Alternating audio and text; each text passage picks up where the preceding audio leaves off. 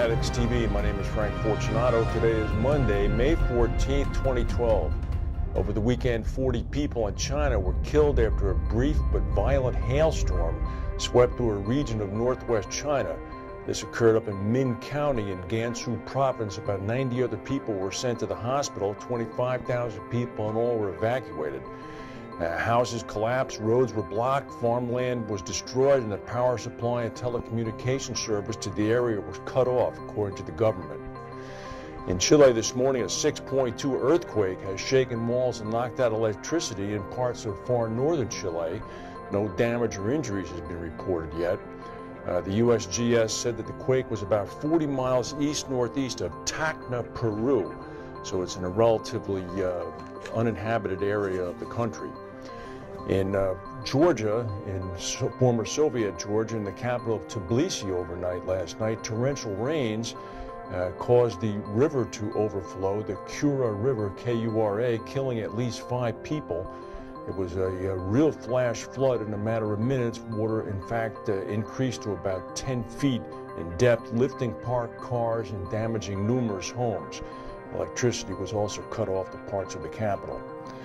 Bermuda-based bond insurer Assured Guarantee saw its first quarter profit fall as it ended up taking a net loss of about $136 million on defaulted Greek debt that it insured.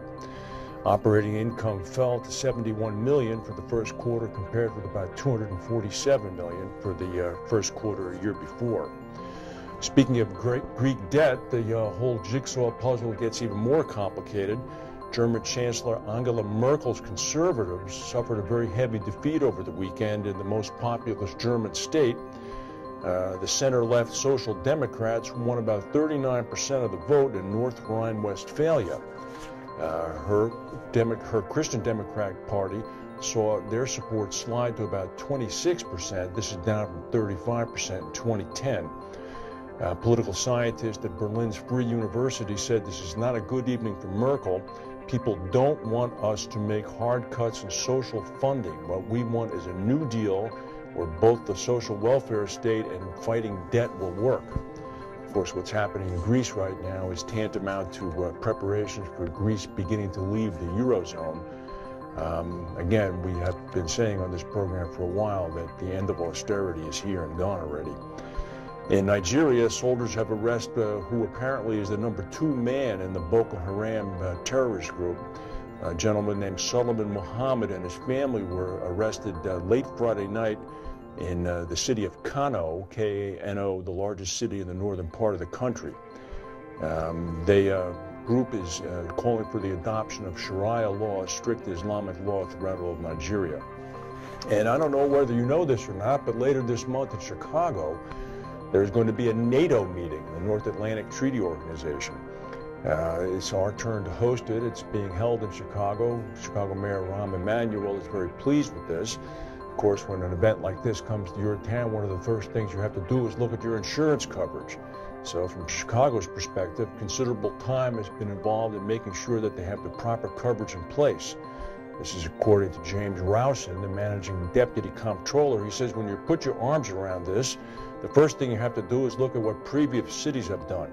One of the key things we have to do in an event like this is the naming of additional insureds. For example, the NATO Summit Host Committee and police personnel coming in from other jurisdictions have to be named as additional insureds. Rowson said the various vehicles that are involved, some of those covers don't even exist. We normally self-insure. So for this event, we place additional coverage on some of those vehicles. We also have decreased limits on relevant coverage for just a few days while the summit's in effect. He said it's been more than a month-long process so far to make sure that we have all the interested parties involved and the exposure set. No kidding. I'm sure it's going to be a big headache, but I'm sure his broker is helping him. That's the news for today. If we have any breaking news, we'll come back and tell you. Thank you for watching, and we'll see you tomorrow.